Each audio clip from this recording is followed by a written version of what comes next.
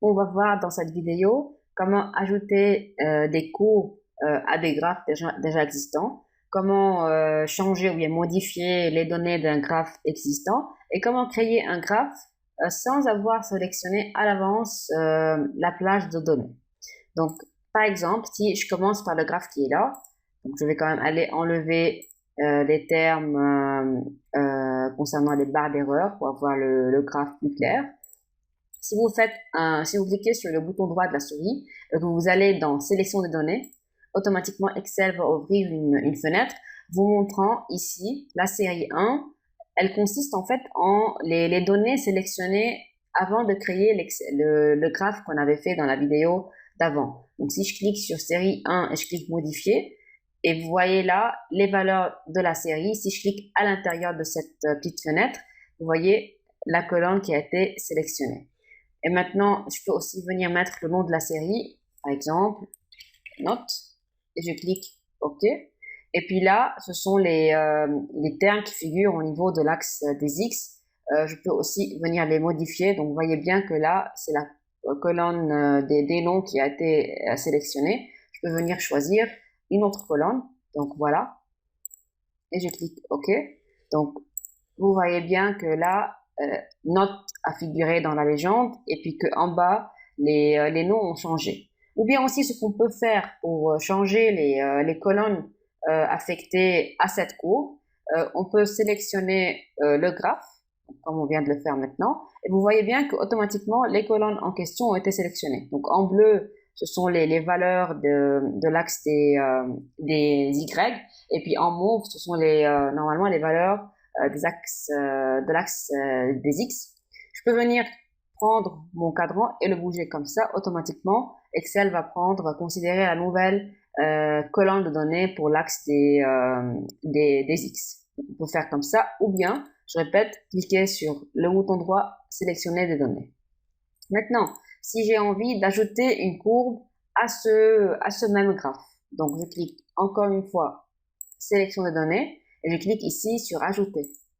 Donc ajouter, je vais aller sélectionner, donc là on avait déjà cette série qui a été sélectionnée. Je vais resélectionner la première qu'on avait déjà avant, et donc je vais cliquer par exemple note 2 par exemple.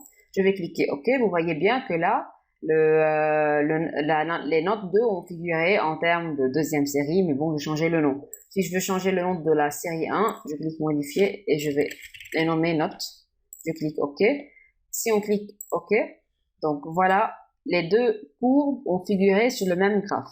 Sauf que vous voyez bien que l'échelle pour la courbe en jaune, elle n'est pas convenable. Donc la courbe, elle est illisible. Donc pour choisir, donc ce qu'on peut faire dans ce cas, pour avoir un graphe qui est plus clair, on peut venir ajouter un axe secondaire à notre courbe qui n'est pas visible. Donc par exemple ici, l'axe qui est là, il est quand même convenable pour la courbe en orange. Donc pour rendre la courbe en jaune plus lisible, plus claire, je clique sur la courbe en question, bouton droit, je peux aller cliquer sur mettre en forme une série de données et je choisis ici axe secondaire. Donc voilà comment un axe secondaire a été créé à droite et l'axe de droite, il est en fait relatif à la courbe en jaune, alors que l'axe de gauche est relatif à la courbe en orange. On peut aller aussi cliquer sur le bouton droit de la série en question et sélectionner modifier le type de graphique série de données. Et vous voyez que là, on peut venir cocher ou non si on veut un axe secondaire pour la série en question. Donc là, c'est déjà coché parce qu'on l'a déjà fait. Mais il y a, juste pour vous dire qu'il y a deux moyens pour aller insérer un axe secondaire pour la courbe qui est dans mon graphe. Donc là, je vais cliquer annuler.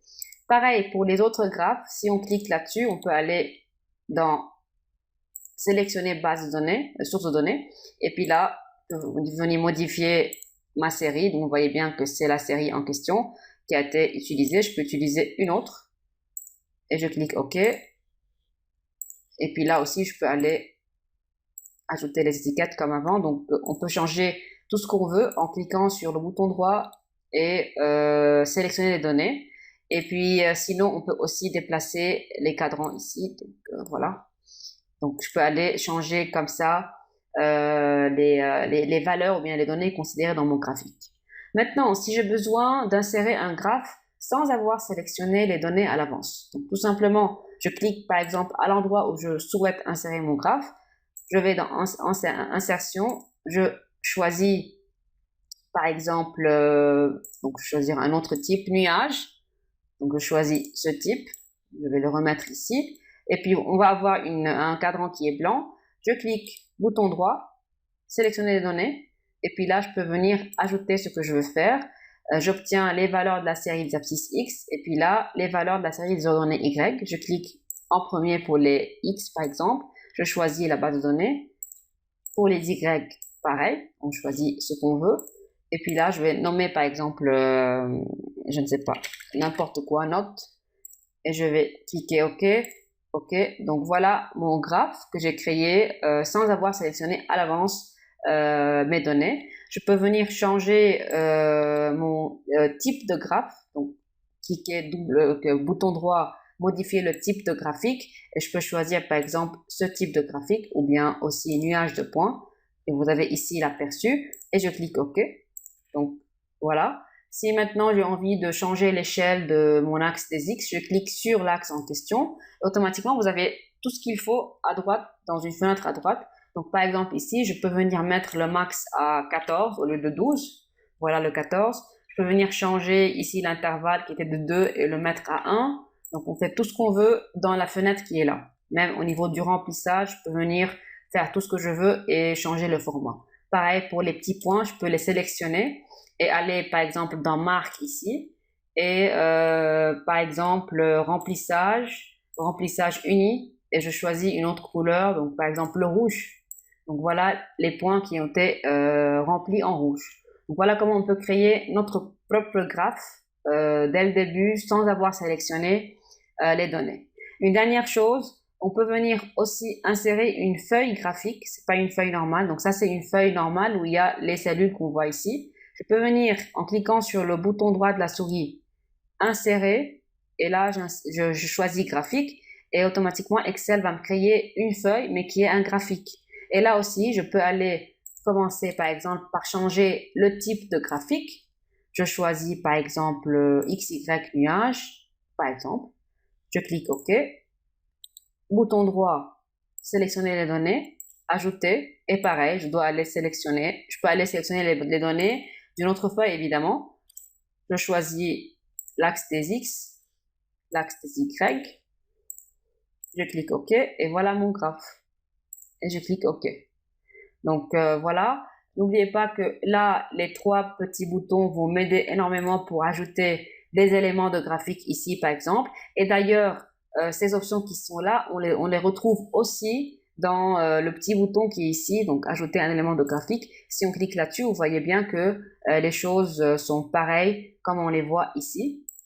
Au niveau du bouton qui est là, donc ce bouton va m'aider à changer le style, donc ça se voit, donc on peut voir le style.